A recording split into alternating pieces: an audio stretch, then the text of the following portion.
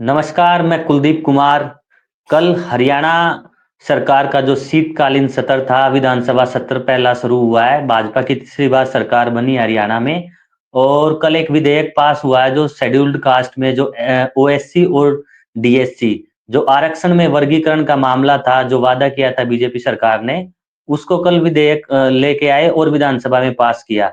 तो इस मुद्दे में इसकी हिस्ट्री क्या थी, इतिहास क्या था, ये लड़ाई कैसे लड़ी गई कोर्ट से सड़क तक, और उसके बाद इसमें जो कल लेटर आया है उसमें उसके टेक्निकलिटीज क्या है, लूप होल्स क्या है, तो इसी को लेकर हम बातचीत करेंगे। जो आरक्षण में आरक्षण, इसको हम ओरिजेंटल रिजर्वेशन भी बोलते हैं, जब आरक्षण के अंदर जब आरक्षण दिया जाता है। तो इस पर बातचीत करने के लिए हमारे साथ मौजूद है गौरव कुमार। गौरव कुमार यंग जर्नलिस्ट है। गौरव, स्वागत है आपका। जी, शुक्रिया कुलदीप जी। तो गौरव, इस सबसे पहले हमें हमारे दर्शकों को ये बताए कि इसका बैकग्राउंड कब क्या था और ये कब से मामला चल रहा था। देखिए जो कोटे का जो मामला है वो सबसे पहले पंजाब से शुरू हुआ था और करीबन 60 के दशक से इसको लेकर वहाँ पर लोग आवाज़ उठाते रहे थे और उसके बाद 1975 में वहाँ पर कांग्रेस की सरकार थी और वहाँ पर कोटे में कोटा पहली बार जो ना लागू हुआ था 1975 में। पंजाब के अंदर दरअसल टोटल 25% आरक्षण है जिसमें से 50-50% 2 हिस्से उस वक़्त किए गए थे। एक तरफ ए ग्रुप के अंदर वाल्मीकि और मजहबी सिखों को रखा गया था और दूसरे ग्रुप में तमाम जो अन्य जातियाँ थी पंजाब की दलित जो जातियाँ थी उनको रखा गया था। इस तरह से 12.5% वहाँ पर आरक्षण डिवाइड हुआ था। 1975 में जैसे ही पंजाब में यह आरक्षण लागू होता है यानी कोटे में कोटा लागू होता है, उसके बाद हरियाणा में भी इसको लेकर चर्चाएँ शुरू होती हैं। हरियाणा में सबसे पहले किशन लाल सरवट्टा जो रोहतक में जिन्होंने एक इसको लेकर यानी वंचित युवा एक संगठन का भी निर्माण किया था उन्होंने और उन्होंने ही सबसे पहले इसको लेकर आवाज़ उठाई थी और 1900 फिर 75 से लेकर लगभग 1994 तक का सफ़र रहा।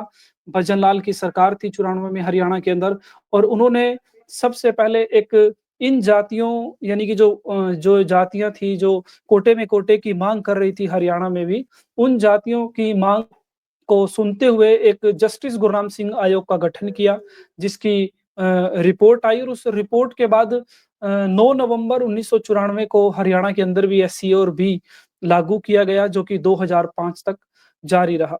2005 में फिर यह हरियाणा पंजाब हाई कोर्ट के अंदर इसको रद्द कर दिया गया। वजह थी 2004 का जो सुप्रीम कोर्ट का फैसला था EV चिनैया versus Andhra Pradesh state government के जो फैसला था उसको आधार बनाकर 2005 में इसको हरियाणा में भी खत्म कर दिया गया।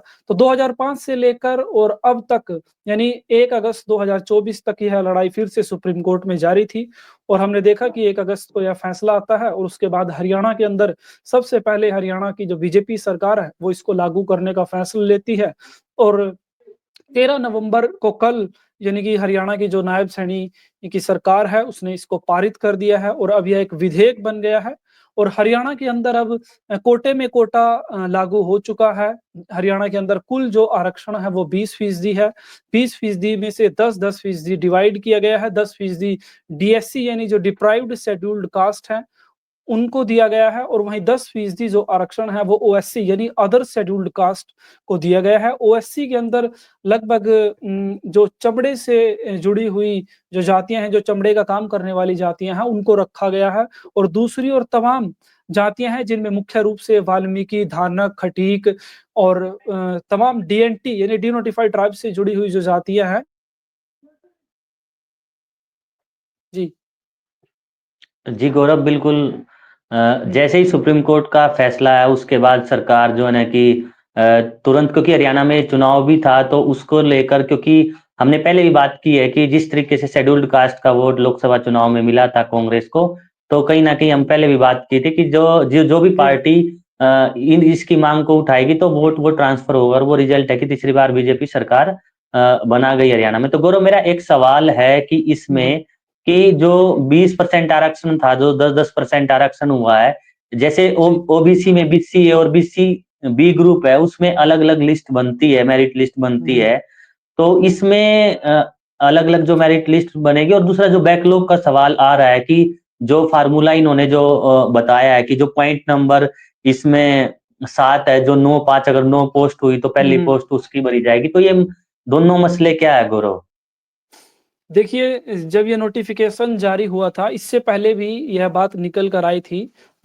एक हिंदी अखबार है, उसमें ये जो पूरा नोटिफ़िकेशन की जो मुख्य बातें हैं, वो आउट हुई थी और उस टाइम पर भी हमने लिखा था कि जब आप वर्ग अलग-अलग कर रहे हैं, तो फिर ऐसे में एक कंबाइंड मेरिट लिस्ट का क्या औचित्य बनता है? इसको लेकर डीएससी आंदोलन से जुड़े हुए कुछ लोगों ने मुख्यमंत्री को पत्र भी लिखा है और इसमें कहीं न कहीं एक कन्फ्यूज़न क्रिएट हुआ है मुझे लगता है डीएससी के जो लोग हैं उनके बीच में कि किस तरह से जब वर्ग आपने अलग-अलग किया है तो आप कंबाइंड अगर लिस्ट जारी करेंगे, तो ऐसे में फिर जो वंचित जो जातियों के लोग हैं वो इसमें कैसे उनकी सिलेक्शन होगी? एक सिलेक्शन प्रक्रिया पर भी कहीं न कहीं डाउटफुल अब तक तो ये दिखाई दे रहा है।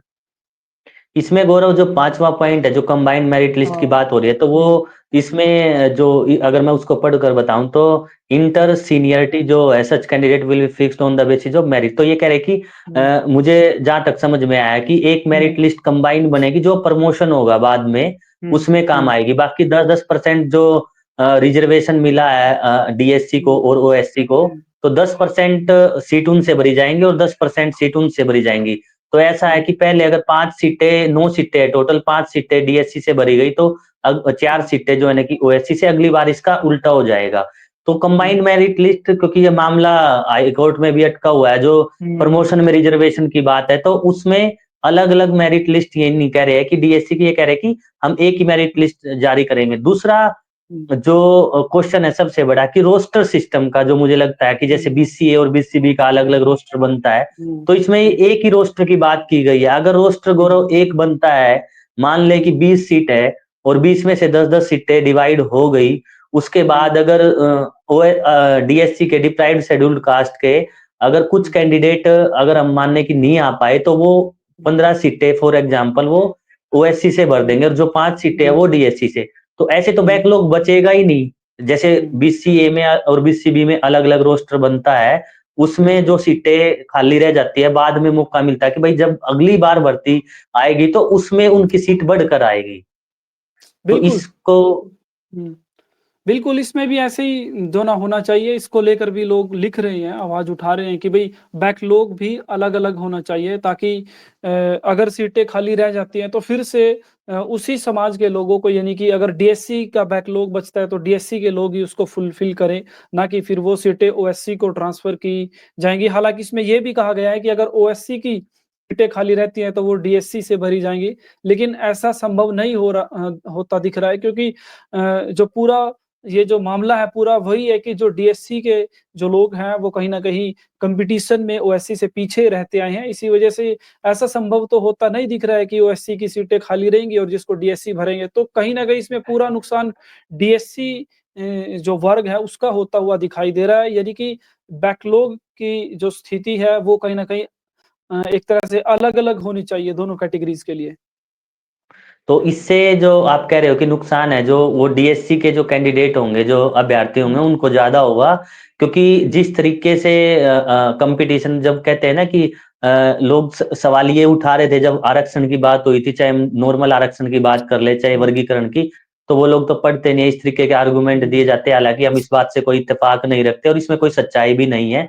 हुँ, लेकिन आप ये कह रहे हो कि कुछ कई बार ऐसा भी होता है कि एनएफएस दिखा के कहीं इंटरव्यू देने गए, तो जो बाकी हुँ, सीटें हैं उससे हुँ, नुकसान होगा बजाय इसके कि वो सीटें खाली रखी जाती। जैसे बड़े-बड़े इंस्टीट्यूशन में होता है, आईआईटी वगैरह में, आईआईएम में, तो वहाँ जब कैंडिडेट नहीं मिलता तो उसको वैकेंट छोड़ देते हैं, अगली बार जब चीज़ें होती है तो उसमें।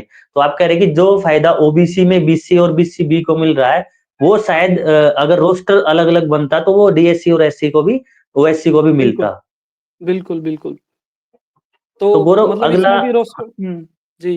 हाँ, हाँ जी गौरव, बात की आप पूरी करिए मतलब अपनी इसमें बात। भी रोस्टर सिस्टम जो ना अलग-अलग होना चाहिए, मतलब यही माँग लोग कर रहे हैं। अ, तो बेसिकली 2 डिमांड आ रही है। हुँ, एक तो डिमांड आ रही है कि जो रिजर्वेशन वो सॉरी प्रमोशन में जो रिजर्वेशन का मामला है, उसमें कंबाइंड मेरिट लिस्ट ना बने, वो अलग-अलग मेरिट लिस्ट बने और वो तभी हो सकता है जब वो रोस्टर सिस्टम लागू करेंगे उसमें, दोनों का बिल्कुल। अलग-अलग रोस्टर। तो गौरव इससे कितना नुकसान होगा? क्या ये बात लोगों तक पहुँच पा रही है कि जो लोग इसकी लड़ाई लड़ रहे थे उनकी आगे की क्या तैयारी है? या फिर एक बार जो विधेयक पास हो गया है कि जो हालाँकि ये एक अलग जीत है उन लोगों की जो बहुत लंबे समय से संघर्ष कर रहे थे, हुँ। इतना भी मिलना कोई छोटी बात नहीं है। लेकिन उससे आगे की जो लड़ाई है ये कि रोस्टर सिस्टम अलग-अलग हो और इसमें जो हालाँकि प्रमोशन में रिजर्वेशन का मामला तो ऑलरेडी सीओडी अलग है, ग्रुप का भी बिल्कुल। हम देखते हैं कि वो हुँ। अटका हुआ है हाई कोर्ट में। तो इससे क्या जो आपकी बातचीत हुई उन लोगों से जिन्होंने ये लड़ाई लड़ी थी, तो उनकी क्या तैयारी है इसको लेकर? तैयारी अभी तक तो वो लोग जो ना अपने लेवल के जो लीडर्स हैं उन्हीं से बातचीत कर रहे हैं। आखिरकार तो ये जो मामला है पूरा उनके जो समाज से आने वाले लीडर्स हैं उन्हीं को सामने रखना है सरकार के। तो ऐसे में अब तक तो ऐसा कुछ नहीं लग रहा कि इसको लेकर कोई प्रभावशाली तरीके से कुछ माँग रखी जाएगी। मुझे लगता है अभी जो चीज़ें सामने आई है उसी पर ये लोग आगे बढ़ेंगे। तो आप कह रहे हो कि अभी ये मुद्दा इतना ज़्यादा नहीं उठाया जा रहा बिल्कुल। कि जो रोस्टर हुँ, अलग-अलग सिस्टम का है, वो ये कह रहे हैं कि हमें कुछ मिला उसके बाद देखते हैं कि बाद में क्या बिल्कुल। होता है।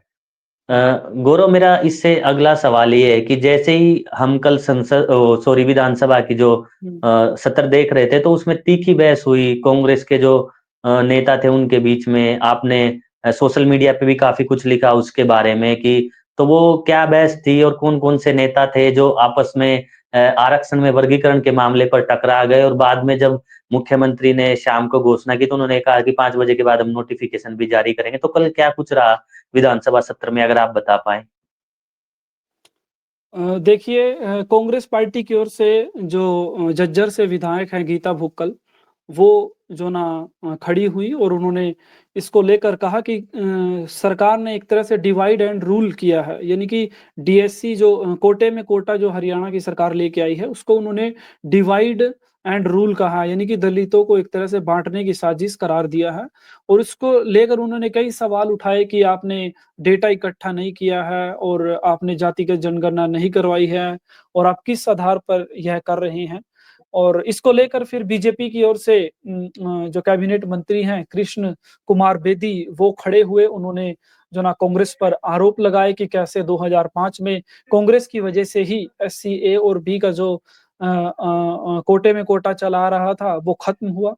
तो एक तरह से तीखी नोक-झोंक हुई जिसके बीच में खुद कांग्रेस के वरिष्ठ नेता भूपेंद्र सिंह हुड्डा को भी आना पड़ा और हुड्डा ने भी कहीं न कहीं ऐसा कल लगा कि हुड्डा ने भी यह गलती स्वीकार की है।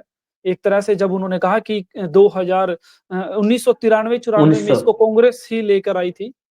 तो एक तरह से लगा कि कहीं न कहीं कांग्रेस से भी चूक हुई है जिसका हमने पहले भी ज़िक्र किया था चुनाव के दौरान और अब कहीं न कहीं कांग्रेस भी इस गलती का एहसास कर रही है, मुझे ऐसा लगा कल। तो गौरव कि अब ये विधेयक बन गया है कि हुँ, पास हो चुका है कि विधानसभा में और जो अभी फिलहाल भर्ती एक्ट की है मैं काफ़ी बच्चों की हुँ, हुँ। के डिमांड सुन रहा था सोशल मीडिया पे। क्या जो असिस्टेंट प्रोफ़ेसर की भर्ती है उसमें इसको सरकार लागू करेगी या नहीं करेगी? उसको लेकर अगर आपके पास कोई अपडेट है क्योंकि बहुत बड़ी भर्ती है असिस्टेंट प्रोफ़ेसर की बहुत लंबे समय से अटकी हुई है। तो क्या इसमें चांस लग रहे हैं कि उसको री-एडवर्टाइज़मेंट करेंगे? ऐसी कुछ जानकारी हो आपके पास? हाँ, आज ही मैंने एक न्यूज़पेपर में ये खबर पढ़ी थी कि एचपीएससी की जो ये भर्ती आई थी 2424 असिस्टेंट प्रोफ़ेसर्स की, उसको लेकर सरकार री-एडवर्टाइज़मेंट उसको कर सकती है। मुझे लग रहा है सरकार पर दबाव है और मुझे लग रहा है ये री-एडवर्टाइज़मेंट इसको किया जाएगा, असिस्टेंट प्रोफ़ेसर की जो भर्ती है। तो गौरव इस फैसले से आगे की क्योंकि हम पॉलिटिकल बात भी करेंगे, कोई भी बात हुँ, बिना राजनीति के अधूरी है। जी, तो जी। इसकी आगा राजनी हरियाणा की राजनीति पे क्या असर होगा और किस पार्टी को कितना काम करना पड़ेगा? क्या हरियाणा में अब बिना रिजर्वेशन के बात किए, बिना जो सोशल जस्टिस के बात किए, क्या हरियाणा में आगे की राजनीति संभव है? चाहे कांग्रेस की बात हो, चाहे बीजेपी की बात हो या जो यहाँ पर जो लोकल फोर्सेस है, लोकदल है या अलग हुँ। पार्टी है, आम आदमी पार्टी है वो आपको क्या लग रहा है या सिर्फ ये बातें होंगी आरक्षण को लेकर कुछ ठोस काम होते हुए नहीं दिखेंगे या उसी तरफ चला जाएगा कि जिस तरीके से बहुत लंबे समय से बैकलॉग खाली है यूनिवर्सिटीज में ए ग्रुप और बी ग्रुप में और ओबीसी की बात करें तो खुद मुख्यमंत्री ओबीसी से आते हैं लेकिन उन्होंने वादा किया था कि हम 27% आरक्षण देंगे जो अपर जो ए ग्रुप की उनकी हुँ। भर्ती है, लेकिन अभी तक वो भी पूरा नहीं किया। तो इस राजनीति में, हरियाणा की राजनीति में क्या ये नया बदलाव होगा, या जिस तरीके से पहले हरियाणा की राजनीति चलती आई थी, बस रिजर्वेशन की या जो जाति है उनको सिर्फ बात-बात करके जो है ना कि अपनी राजनीति चमकाएँगे, कुछ ठोस हमको होता हुआ नज़र आएगा? देखिए, राजनीतिक जो परिणाम है इस विधेयक के, यानी जो कोटे में कोटा लागू हुआ है, उसके राजनीतिक परिणाम तो लग रहा है कि बीजेपी कहीं न कहीं कैश करेगी इसको। इसके बारे में हमने पहले भी डिस्कस किया है और एक लंबे समय तक बीजेपी को इसका फ़ायदा मिलेगा। कांग्रेस को कांग्रेस कहीं न कहीं अपना प्रचार करने में इस मामले को लेकर, जो कांग्रेस ने अब तक हरियाणा में जो किया है, उसको प्रचार करने में कहीं न कहीं पीछे रही है। जैसे खुद पंजाब के अंदर भी कोटे में कोटा कांग्रेस ने लागू किया था, उसके बाद हरियाणा के अंदर भी कांग्रेस ने लागू किया। हालाँकि 2004 में सुप्रीम कोर्ट के निर्णय को आधार बनाकर हाई कोर्ट ने उसको निरस्त कर दिया था। लेकिन कांग्रेस कहीं न कहीं इसको प्रचारित करने में विफल रही और बीजेपी ने इसको लगातार एक मुद्दा बनाया। पिछले लगातार 2-3 विधानसभा चुनावों में बीजेपी ने वादा किया कि हम डीएससी आरक्षण लागू करेंगे और इस बार उन्होंने लागू भी किया और उसका विधानसभा में उनको फ़ायदा भी मिला। तो कांग्रेस के लिए रहा मुश्किल है दलितों के बीच में फिर से जगह बनाने के लिए, खासकर जो वंचित अनुसूचित जातियां हैं, उनके बीच में कांग्रेस किस तरह से जगह बनाएगी, वो देखने वाली बात होगी। गौरव, 2 राज्य है, आप फ़ेसबुक पे जी, लिखते रहते हैं, एक तेलंगाना के बारे में और एक हरियाणा के बारे में। तो मेरा ये जी, सेकंड लास्ट क्वेश्चन है, इसके बाद एक और सवाल है, फिर हम अपनी बातचीत खत्म हुँ, करेंगे। जी, जो तेलंगाना में जिस तरीके से वहाँ के मुख्यमंत्री हैं, जो घोषणाएँ कर रहे हैं, उन्होंने सभी भर्तियों पे रोक लगा दी है। पहले हुँ, उन्होंने ये कहा कि हम ये डिसाइड करेंगे, उसके बाद ही हम जो है ना कि भर्तियाँ हुँ, शुरू करेंगे। एक हरियाणा था जी, कि जिसमें भर्तियाँ चल रही है, जैसे पीजीटी की भी भर्तियाँ चल रही है, एग्ज़ाम हो रहे हैं, इंटरव्यूज़ हो रहे हैं, लेकिन अभी तक कोई जी, नोटिस नहीं आ रहा। तो अगर हम दोनों सरकारों को कंपेयर करें और हरियाणा सरकार को, जो जनता की बात है, जो हमें कहते हैं बार-बार, जो स्टूडेंट है, एस्पिरेंट्स है कि जो अभी कंटिन्यूअस जो भर्तियाँ चल रही है, क्या इनमें भी नोटिफ़िकेशन आएगा? क्या इनमें भी जो डीएससी आया, जो वर्गीकरण का लाभ होगा या नहीं? नहीं, मुझे लगता है जैसे तेलंगाना के अंदर रेवंत रेड्डी सीएम हैं, उन्होंने तमाम जो भर्तियाँ हैं, उन पर एक तरह से री-एडवर्टाइज़मेंट किया है उनको और एक तरह से जो कोटे में कोटा का नया जो फ़ॉर्मूला है, उसको लागू करने का फ़ैसला उन्होंने लिया है। कल अगर चाहते तो मुख्यमंत्री साहब सदन के अंदर यह बात कह सकते थे कि भई जो भी भर्तियाँ हैं, उनको री-एडवर्टाइज़मेंट किया जाएगा। तो मुझे लगता है कहीं न कहीं सीएम से भी एक चूक हुई है। अगर वो इस मामले को वहीं क्लियर कर देते तो शायद अब इस मुद्दे पर चर्चा करने की ज़रूरत हमें नहीं पड़ती और इस तरह का जो डाउट अभी चल रहा है डीएससी समाज के लोगों के बीच, वह नहीं होता। हालाँकि आज हमने एक खबर पढ़ी है अखबार में, लेकिन ऑफ़िशियल ऐसा कुछ अभी तक नहीं आया इसको लेकर। कोई ऑफिशियल स्टेटमेंट नहीं है, क्योंकि बहुत जी, बड़ी भर्तियाँ चल रही है, चाहे असिस्टेंट जी, प्रोफेसर की हो, चाहे पीजीटी की हो। और ए ग्रुप की भर्तियाँ हम देखें या बी ग्रुप की, इतनी बड़ी भर्तियाँ आती नहीं है बार-बार।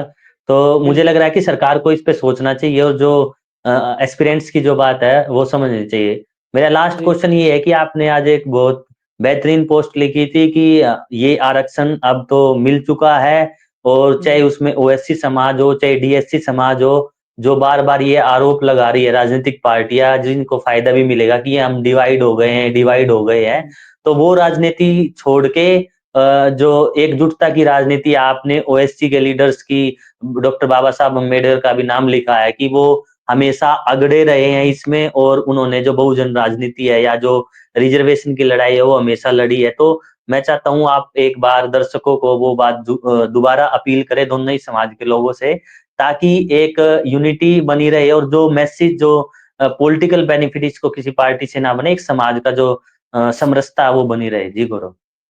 देखिए, सुप्रीम कोर्ट का जो फैसला आता है 1 अगस्त को, उसके बाद से ये चीज़ें चलना शुरू हो गई सोशल मीडिया के मार्फ़त।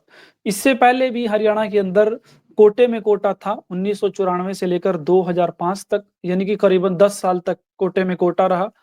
तमाम भर्तियाँ हुईं, नौकरियाँ मिली, डीएससी समाज के लोगों को भी अच्छी खासी। लेकिन उस वक़्त इस तरह का कोई मनमुटाव इन दोनों ही समाजों के बीच नहीं था। लेकिन इस फैसले से जिस तरह का हमें देखने को मिला वो अपने आप में एक चिंता का विषय था कि किस तरह से दोनों समाज के जो लोग हैं आपस में एक-दूसरे पर कमेंटबाज़ी कर रहे हैं। और मुझे लगता है अब उस चीज़ को छोड़कर इन दोनों ही समाज के लोगों को आगे बढ़ना चाहिए क्योंकि लड़ाई लंबी है। मुझे लगता है दलित समाज की जो लड़ाई है वो काफ़ी बड़ी लड़ाई है और जब तक ये लोग मिलकर इसको नहीं लड़ेंगे तो शायद मुझे लगता है उसमें ये सफल भी नहीं हो पाएँगे। ऐसे में जो इन दोनों ही समाजों के जो लीडर हैं, हालाँकि जिस तरह की नोक-झोंक हमें देखने को मिली सदन के अंदर, हालाँकि वो तो एक सदन के पॉलिटिकल अंदर भी लीडर हैं। बिल्कुल। हाँ, बिल्कुल। हुँ। वो एक पॉलिटिकल लीडर हैं और उनका एक पॉलिटिकल एजेंडा है जिसके तहत वो ये लोग ऐसा करते हैं। लेकिन मुझे लगता है सामाजिक तौर पर इन दोनों ग्रुपों के बीच मनमुटाव नहीं होना चाहिए और जैसे कि मैंने कहा कि लड़ाई लंबी है, बैकलॉग्स की लड़ाई है और तमाम अलग-अलग जो पूरे राष्ट्रव्यापी लड़ाई है, वो इन समाज को मिलकर ही लड़नी है।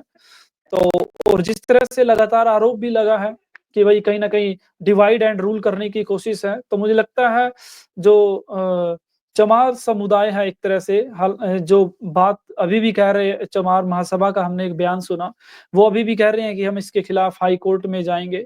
तो मुझे लगता है उनको भी अब इस मामले को यहीं छोड़ देना चाहिए क्योंकि आप ऐसा नहीं है कि ये चीज़ पहली बार हो रही है, 10 साल का एक एक्सपेरिमेंट आप लोगों के बीच से होकर गुज़रा है। उस वक़्त कोई डिवाइड एंड रूल नहीं हुआ था, तो मुझे लगता है अभी भी कोई डिवाइड एंड रूल नहीं होगा।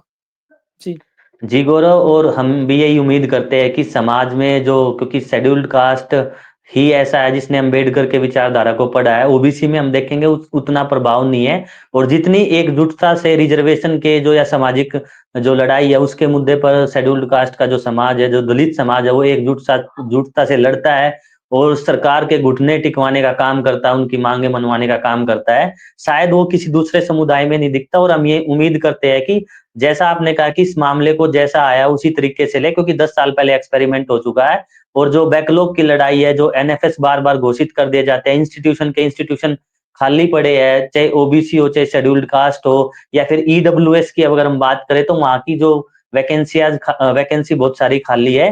तो ये चीजें ना जी, हो, समाज में एक समरसता बने और ये जो सामाजिक लड़ाई है, जो सामाजिक आंदोलन है, ये आगे बढ़ता रहे। तो गौरव, हमसे बातचीत करने के लिए आपका बहुत-बहुत शुक्रिया। जी, शुक्रिया आपका।